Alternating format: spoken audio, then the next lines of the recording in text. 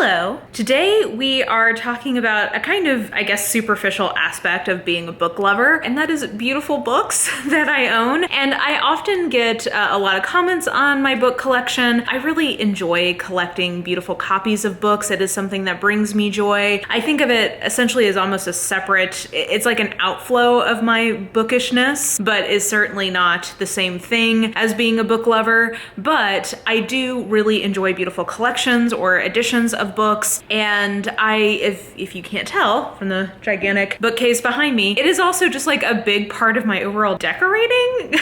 Which is kind of a weird thing to say, but I have these big, beautiful bookcases and they kind of help set the overall coziness and vibe of my space. So you definitely don't have to own any books to love books because hello, library, but I personally enjoy collecting books and looking at them. And I thought I would just share with you some of my favorite books that I own, some of the copies that I think are the most beautiful that I have. And this is obviously very subjective or individualized to my taste, but I just thought I would share just an enjoyment and love of a beautiful copy of a book with you guys. So let's start with my favorite Borrego Modern Classics special edition that they put out a couple of years ago. And this is The Magic Toy Shop by Angela Carter, who is also an author that I really love. But these Borrego Modern Classics, they all have these green spines with like a little kind of icon here. And then they often have this element of foiling, but I think that this one just is particularly lovely. It is called The Magic Toy Shop, and you can kind of see these different foiled gears and kind of mechanical pieces, and then these beautiful swirling swans. So this one is my personal favorite in that collection, but it is very hard to choose because they are all just like absolutely lovely physical artifacts. Then I thought that I would talk about my favorite of the Everyman's Library editions that I have. The kind of cover design concepts that they have tend to be a big image and then this simple sort of red or black box and some white text on it. And then this is a black spined one. They also have red spines. So yeah, I mean, it's a pretty simple kind of concept in terms of how all of their books look, but I just think this, a copy of the Moonstone, is just a beautiful portrait imagery kind of as the backdrop. And it's just sort of it has this old picture to it, but a more modern design sensibility. And I just think that this is a lovely juxtaposition. Then we'll go to my favorite of the Puffin Bloom books. These are so cute, and I think that this is a collaboration with the Rifle Paper Company. Illustration of Anna Bond of Rifle Paper Company. So they collaborated with Rifle Paper Company, who makes beautiful sort of stationery products in general, to create this little line of children's classics, and I just love this little copy of Heidi. It does have the gold foiled title, but then this just very whimsical depiction of the Alps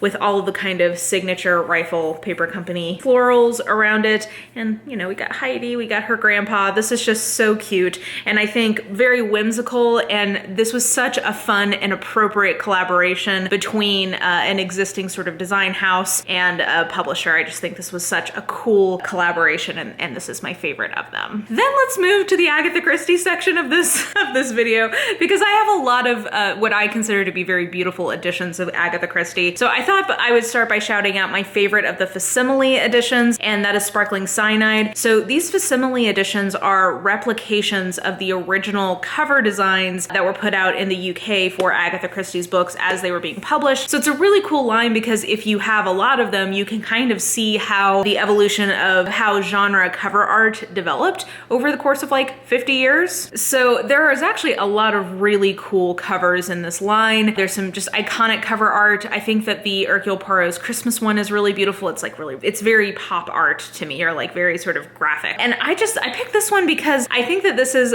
an example of a pretty simple cover design that's actually super effective. It's called Sparkling Cyanide, and it is the kind of how this murder is accomplished is through cyanide in a glass of champagne. So this sort of ominous skull with the champagne. I just think I love the way that this one looks, but I love that entire line. I have almost all the ones that I want. A few of them that are right now, they're out of stock and I don't know if they're coming back. I hope they are. But anyway, I really enjoy collecting this particular line of Agatha Christie. Then I had to mention, of course, my Folio Society edition of the Collected Stories of Miss Marple. This was a very kind gift from a subscriber, and they found this for like $1 Canadian at a used book sale. And it's in beautiful condition. I love the Folio Society and what they do. I think that the reason I love this one and think it's so beautiful is that it's such a, can you hear the echo in the hard sleeve?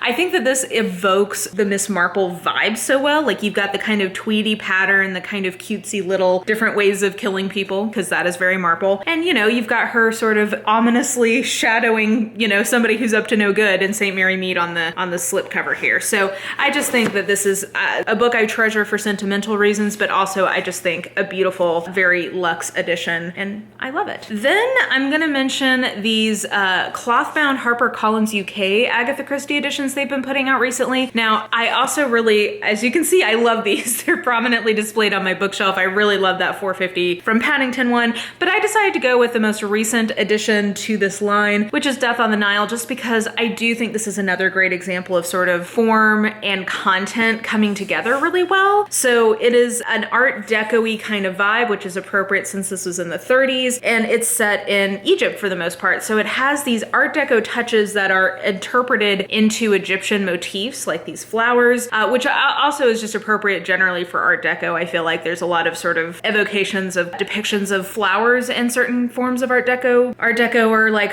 Art Nouveau type designs, so I think that works. I love this little river barge, and you can see it, having this big plume on the back. And then I just love the font and the beautiful gold foiling. So I love this book. I think it's so lovely. I love this whole line of them, and I hope they will continue to release them because they are a delight to look at. And I think, well, I guess I could mention my Barnes & Noble faux leather copies. I do really love this. Again, very prominently displayed, and I love this Murder on the Orient Express theme with the little train car, the gilded, and the faux leather spine. It's just very pretty. So I think that is all of my Agatha Christie ones I wanted to mention. But on the topic of murder, I decided to pick Killerverse, Poems of Murder and Mayhem from Every Man's Pocket Poet collection. I absolutely love this line of poetry books because I just think that they do such a great job of making them feel special. They're all this cute little, pocket size, and it's the spines for me. Like, I just love, I'm trying to get this to focus. I love these spines because they always have something to do with the themes of the poems. So this is about murder and mayhem, so you've got like a little hatchet, you've got a gun, you've got a